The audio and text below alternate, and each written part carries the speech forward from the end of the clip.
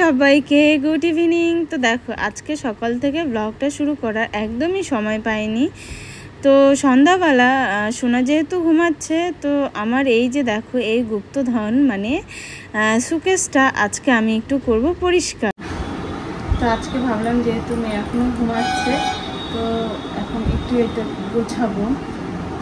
তো চলো, হালাত দেখলে কি বলবে একদম। আসলে কি বলো তো, প্রত্যেক দিন ভিডিওর জন্য একটা করে শাড়ি বের করি আর ভাঁজ করে রাখি ঠিকই, কিন্তু ওরকমভাবে যে পার্ট পার্ট করে ভাঁজ করে রাখা কিন্তু সেভাবে হয় না। তো ফাইনালি আজকে ভাবলাম যে না, আজকে না পেরে আমাকে এটা একদমই পরিষ্কার করতে হবে, একটু ভাঁজ করতে হবে। যদিও আমি পুরোটা একদমই পরিষ্কার করতে পারবো না। দেখো কি অবস্থা। আরে ভাই, কে রাখে এভাবে শাড়ি? তোমরা একটু বলো কে রাখে। দেখো এইভাবে শাড়ি আমিই রাখি। দেখো এত সুন্দর সুন্দর শাড়িগুলোর অবস্থা।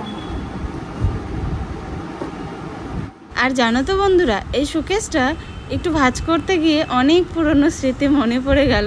এই যে দেখো, এটা হচ্ছে আমাদের বিয়ের মানে তোমাদের দাদার এটা পাঞ্জাবি, এটা পরে আমাদের বিয়ে হয়েছিল, বাসি বিয়ে। তো দেখো কি অবস্থা হয়ে গেছে এটারও।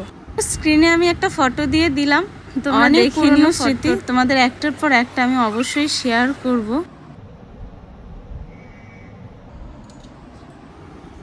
এই শাড়িটা তোমরা দেখতে পাচ্ছ, এই শাড়িটা কিন্তু আমার আশীর্বাদে দিয়েছিল। অনেকবার পরেছি আমি শাড়িটা, এত ভালো লাগে এই শাড়িটা, আমার অনেকবার পরেছি। আর এই শাড়িটা আমি গিফটে পেয়েছি আমার বিয়েতে। প্রচুর শাড়ি আছে, বললাম না সব একদম।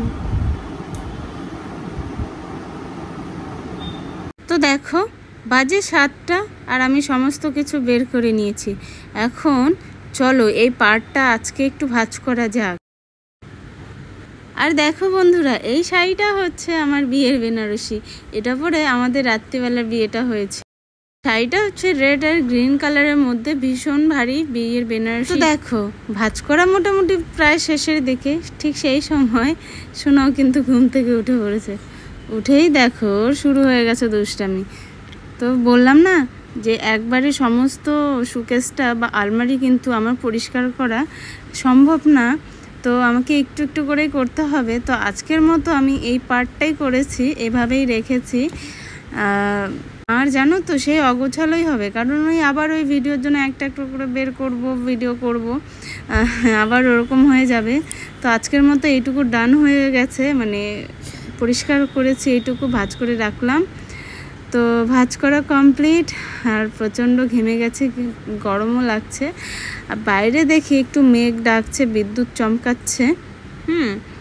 জানি না বৃষ্টি হবে কি না, সেটাই হচ্ছে ব্যাপার। গরম তো প্রচণ্ড পড়ে গেছে, আর কি বলবো, শাড়িও পরে নিয়েছি, শাড়ির জন্য গরম লাগছে। তো চলো আজকের মতো ভিডিওটা এইটুকুই। কেমন লাগলো অবশ্যই কিন্তু কমেন্টে জানাবে তোমরা। দেখো তোমাদের বলছিলাম না যে বিদ্যুৎ চমকাচ্ছিল, মেঘ ডাকছিল, বৃষ্টি কিন্তু শুরু হয়ে গেছে। জানি না কতটুকু টাইমে বৃষ্টি হবে। তো আজকের মতো টাটা।